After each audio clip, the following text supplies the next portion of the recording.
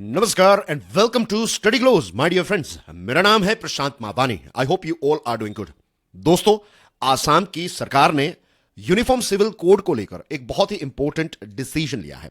तो आज की हमारी ये जो डिस्कशन है उसमें सबसे पहले हम ये देखेंगे कि यूनिफॉर्म सिविल कोड जो है इसका बेसिक मतलब क्या है। उसके बाद हम देखेंगे कि आसाम की सरकार ने क्या डिसीजन लिया है, क्यों ये डिसीजन लिया गया है, एंड उसके बाद आप में से बहुत कम स्टूडेंट्स को शायद इसके बारे में पता हो कि गोवा जो है उसका अपना एक अलग से सिविल कोड है। और यह सिविल कोड जो है वो पोर्तुगीज के समय से चल रहा है। 1870 से गोवा में यह गोवा सिविल कोड चल रहा है। तो यूसीसी जो है उसके साथ कितना मैच करता है, क्या इसकी खास बात है, इसको भी आज की डिस्कशन में हम समझने वाले हैं। Dear friends, let's start with uniform civil code. यह एक प्रपोज्ड लीगल सिस्टम है हमारे देश के लिए, राइट। इट इज समथिंग जो आज नहीं आया है। अभी उत्तराखंड ने इसकी शुरुआत की, अब आसाम जो है वो यूनिफॉर्म सिविल कोड की तरफ आगे बढ़ रहा है। तो याद रखिए, अभी हमारे देश में इसको थरोली इंप्लीमेंट नहीं किया गया है, लेकिन इसका जो मेन लक्ष्य है यूसीसी का वो ये है कि हमारे देश में जो अलग अलग रिलीजन के लोग हैं, जैसे कि हिंदूज हैं, Muslim, Christians, Parsi, Sikh, right, and there are so many others as well. तो हमारे यहां पर ऐसा है कि मुसलमानों का खुद का पर्सनल लॉ है, हिंदुओं का अलग से लॉ है, क्रिश्चियंस जो हैं तो उनका अलग से पर्सनल लॉज है। तो ये सारे अलग अलग धर्म के लोग जो हैं उनके अलग अलग पर्सनल लॉज ना हो और सिर्फ एक ही लॉ हो जिसको हम यूनिफॉर्म सिविल कोड कहेंगे, राइट। तो सारे अलग अलग धर्म के लोग जो हैं वो एक ही प्रकार के यूनिफॉर्म सिविल कोड को फॉलो करेंगे। तो उनके जो मैरिजेस हैं, डिवोर्स, इनहेरिटेंस, एडॉप्शन, मेंटेनेंस, ये सारी चीजें जो हैं वो यूसीसी के द्वारा कंट्रोल की जाएगी। अभी क्या है, अलग अलग धर्म के अलग अलग पर्सनल लॉज, जैसे मैंने आपको बताया, बहुत ही बेसिक एग्जांपल है कि फॉर एग्जांपल जो मुस्लिम्स हैं तो उनको, मुस्लिम मर्द जो हैं तो उनको 4 शादियां अलाउड हैं। तो ये उनका अलग हो गया। वैसे हिंदूज का देखा जाए तो हिंदूज में सिर्फ एक ही शादी अलाउड है। Same thing goes with Christian. सो ये सारी चीजें इसलिए हो रही हैं क्योंकि पर्सनल लॉज जो है वो अलग है। अब बहुत सारे लोगों के दिमाग में ये कंफ्यूजन रहता है कि भाई ये यूसीसी जो है ये बीजेपी का प्रोडक्ट है, कि भारतीय जनता पार्टी जो है वो इस चीज को लेकर आ रही है। It's not like that. देखिए, it's not about BJP, it's not about Congress. UCC जो है ना, ये हमारे कॉन्स्टिट्यूशन का आर्टिकल 44 जो है उसमें रूटेड है। आर्टिकल 44 जो है वो इस बात को एनकरेज करता है कि जो सरकार है, जो राज्य है, उनको यूसीसी की तरफ आगे बढ़ना चाहिए। यूसीसी की तरफ कदम उठाने के लिए एनकरेज करने का काम जो है वो हमारे देश के संविधान का आर्टिकल 44 करता है।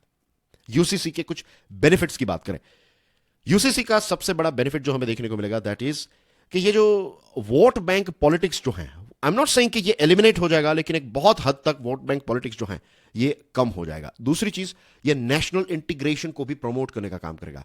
और सबसे इंपॉर्टेंट बात यह भी है, खास करके जो मार्जिनलाइज्ड पॉपुलेशन है, और महिलाओं की बात करें, मार्जिनलाइज्ड पॉपुलेशन में महिलाओं के प्रोटेक्शन को लेकर यूसीसी जो है बहुत ही इंपॉर्टेंट रोल प्ले करेगा। कुछ जगहों पर जैसे हमने देखा है ना कि पॉलीगेमी, एक से ज्यादा शादी करना, ये सारी चीजें जो हैं, तो आज के जमाने के हिसाब से देखा जाए तो महिलाओं के साथ इस प्रकार के अन्याय नहीं होने चाहिए, लेकिन ऐसी चीजें कुछ जगहों पर हो रही है।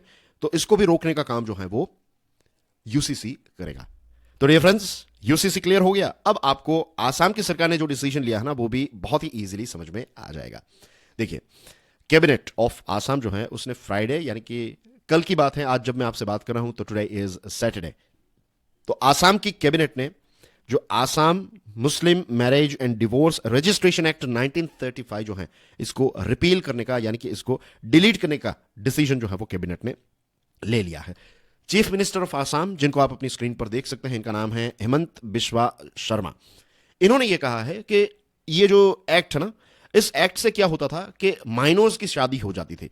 अगर लड़की की उम्र 18 से कम है, लड़के की उम्र 21 से कम है, तो ये पर्टिकुलर जो लॉ है, इस लॉ में इसकी छूट छाट थी कि माइनर्स जो हैं उनकी भी शादी हो। अब देश के पॉइंट ऑफ व्यू से देखा जाए तो दिस इज नॉट एक्सेप्टेबल कि माइनर्स जो है उनकी शादी हो, राइट। बाल विवाह जो है वो बैंड है और होने भी चाहिए।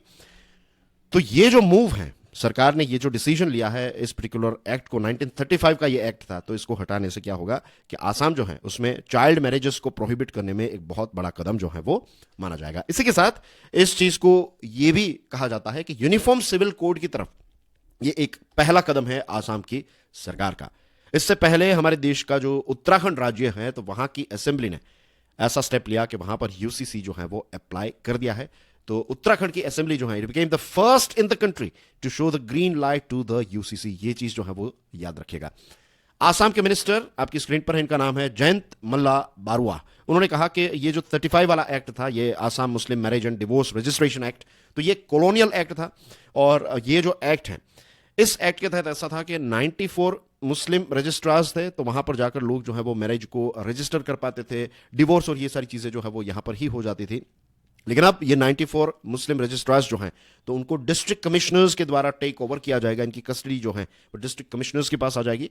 और कैबिनेट ने यह डिसीजन लिया है कि ये 94 रजिस्ट्रार्स जो हैं, तो उनको 2 लाख रुपए दिए जाएंगे। This is going to be a one off amount, यानी कि एक ही बार वन टाइम फाइनेंशियल कॉम्पनसेशन दिया जाएगा, क्योंकि इनकी दुकानें बंद हो रही हैं।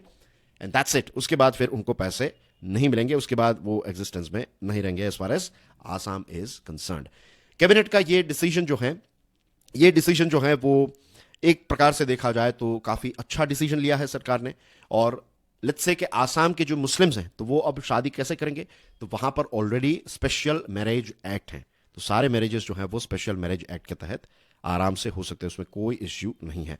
आसाम की सरकार ने इससे पहले भी बार बार इस चीज को ऐलान किया है, अनाउंस किया है कि आसाम की सरकार जो है वो धीरे धीरे यूसीसी की तरफ जो है वो आगे बढ़ रही है। और अब फिलहाल आसाम की सरकार जो है वो पॉलीगमी को भी बैन करने के लिए एक बिल जो है इस पर काम कर रही है। पॉलीगमी यानी कि एक से ज्यादा शादी करना जो है उसको क्रिमिनल ऑफेंस माना जाएगा। 2011 सेंसस की बात करें तो मुस्लिम पॉपुलेशन आसाम में 34% है। और गवर्नमेंट ऑफ आसाम जो है उसने ये भी बताया है कि यूसीसी जो है ये ट्राइबल कम्युनिटीज पर एप्लीकेशन में नहीं आएगा। ट्राइबल कम्युनिटीज को एग्जेम्पशन दिया जाएगा। और ट्राइबल कम्युनिटीज जो है, तो उनका जो कल्चर है, उनकी संस्कृति जो है, तो इसको प्रोटेक्ट करने का काम जो है, इसकी बात किसने बताई है? इंडियन कॉन्स्टिट्यूशन ने। इंडियन कॉन्स्टिट्यूशन इस बात को प्रमोट करता है, इस बात को सपोर्ट करता है कि जो ट्राइबल कम्युनिटीज हैं, तो उनकी संस्कृति, उनके जो रीति रिवाज है, ये सारी चीजों को प्रोटेक्शन प्रोवाइड करने का काम, एक प्रकार की गारंटी हमारे देश का कॉन्स्टिट्यूशन ही करता है। नाउ डियर फ्रेंड्स, आपको यूसीसी, आसाम, ये 2 चीजों के बारे में पता चल गया। तो let me introduce you to Goa का जो गोवा सिविल कोड है। इसको गोवा फैमिली लॉ भी कहा जाता है, राइट। और ये जो जीसीसी है यानी कि गोवा सिविल कोड, तो इसमें कुछ ऐसे सिविल लॉज हैं जो गोवा में रहने वाले जो रेसिडेंट्स हैं उनको गवर्न करता है। और चाहे आप किसी भी रिलीजन के हो, एथनिसिटी के हो, सोशल स्ट्राटा के हो, गोवा के अगर आप रेसिडेंट हैं तो आप पर जीसीसी एप्लीकेशन में है, राइट। जीसीसी अप्लाई होता है। इसको 1870 में गोवा में इंट्रोड्यूस किया गया था। बेसिकली पोर्तुगीज सिविल कोड 1867 का जो है उस पर ही ये आधारित है, और फिर 1870 में ये इंट्रोड्यूस किया गया गोवा में। और गोवा सिविल कोड के बारे में एक चीज आप समझ लीजिए कि it is not strictly a uniform civil code. ये यूनिफॉर्म सिविल कोड नहीं है, इसके जैसा है, थोड़ा बहुत इसके जैसा है। कुछ चीजें जो हैं वो इसमें ऐसी है, वरना फिर इसमें भी कुछ डिफरेंट कम्युनिटीज के लिए अलग अलग प्रोविजंस हैं। तो it is not strictly a uniform civil code. However, Hindus, Muslims, Christians in Goa are all subject to the same laws of marriage, divorce and succession. ये इसकी एक यूनिक बात है कि हिंदूज, मुस्लिम्स और क्रिश्चियंस जो हैं, when it comes to marriage, divorce and succession, सभी पर एक प्रकार से एप्लीकेबल है। मुस्लिम्स की बात करें, राइट, तो देखिए, जो मुस्लिम्स गोवा में अपनी शादी को रजिस्टर करवाते हैं, राइट, तो वो पॉलीगेमी प्रैक्टिस नहीं कर सकते। ट्रिपल तलाक जो है that is also not allowed under GCC, right. इस चीज को ध्यान में रखिएगा। एग्जेम्पशंस की बात करें तो कैथोलिक्स जो है ना, तो कैथोलिक्स मैरिज करना चाहते हैं तो वो कैथोलिक प्रीस्ट के पास जाकर मैरिज भी कर सकते हैं, और डिवोर्स भी अगर चाहते हैं तो एज पर जीसीसी वो कैथोलिक प्रीस्ट के पास से डिवोर्स भी ले सकते हैं। तो as you can see here कि यहां पर इस प्रकार के वेरिएशंस हैं, that's why it is not UCC. और हिंदूज की बात करें तो the law allows a particular form of polygamy for Hindu. अब इन जनरल पूरे देश में मेजोरिटी वाइज अगर आप देखें, राइट, मैक्सिमम केसेस में हिंदूज जो हैं तो उनको पॉलीगेमी यानी कि एक से ज्यादा शादियां अलाउड नहीं है। लेकिन जीसीसी के तहत कुछ पर्टिकुलर फॉर्म जो है पॉलीगेमी के वो अलाउ किए जाते हैं। अब क्या है ये, उसकी डिटेल्स में जाने की उतनी कोई खास जरूरत नहीं है, आपको बस यही समझना है। मोस्ट इंपॉर्टेंट चीज जो है वो ये है कि गोवा का जो सिविल कोड है it is not equal to uniform civil code. हमने 3 एग्जांपल्स देखे ना, मुस्लिम का देखा कि पॉलीगेमी अलाउड नहीं है, कैथोलिक्स का देखा हमने कि कैथोलिक्स जो है वो शादी और डिवोर्स कैथोलिक प्रीस्ट के पास जाकर करवा सकते हैं, और हिंदूज का हमने देखा कि एक पर्टिकुलर फॉर्म पॉलीगेमी का जो है वो अलाउड है।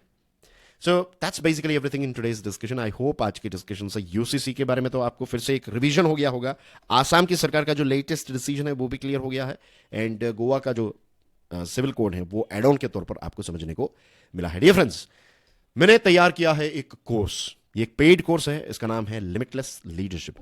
डियर फ्रेंड्स, लीडरशिप जो है ना वो एक ऐसी क्वालिटी है, एक ऐसी स्किल है जो हम सब अपने अंदर डेवलप कर सकते हैं। लीडरशिप ऐसा नहीं है कि आप एक बहुत बड़ी पोस्ट पर हैं तभी आपको लीडरशिप की रिक्वायरमेंट है। पर्सनल लाइफ में, प्रोफेशनल लाइफ में, सिविल लाइफ में, हर जगह पर लीडरशिप एक बहुत इंपॉर्टेंट रोल प्ले करती है। क्या है इसके बेनिफिट्स, राइट? कैसे लीडरशिप को अनलॉक किया जा सकता है, कौन कौन से ऐसे स्टेप्स हैं जिनके माध्यम से आप लीडरशिप को डे टू डे लाइफ में प्रैक्टिस कर पाएंगे, ये सारी चीजें आपको इस कोर्स में समझने को मिलेगी। डियर फ्रेंड्स, स्टडी ग्लोज के मोबाइल ऐप को डाउनलोड जरूर कीजिएगा। डेमो लेक्चर अवेलेबल है, एक बार इस डेमो लेक्चर को देखिए and then you will realise कि ये पर्टिकुलर कोर्स आपके लिए कितना इंपॉर्टेंट है। इस पर एक बहुत अच्छा डिस्काउंट भी चल रहा है, and you can check out my YouTube channel curiously education. मेरे दूसरे वीडियोस देखने के लिए I welcome all of you to curiously education, and productive reels देखने के लिए do check out my insta as well as FB account. So that's everything from my side. This is Prashant Mawani. फिर जल्दी आपको मिलूंगा एक और इंटरेस्टिंग टॉपिक के साथ। Till then enjoy your studies. God bless you all. जय हिंद।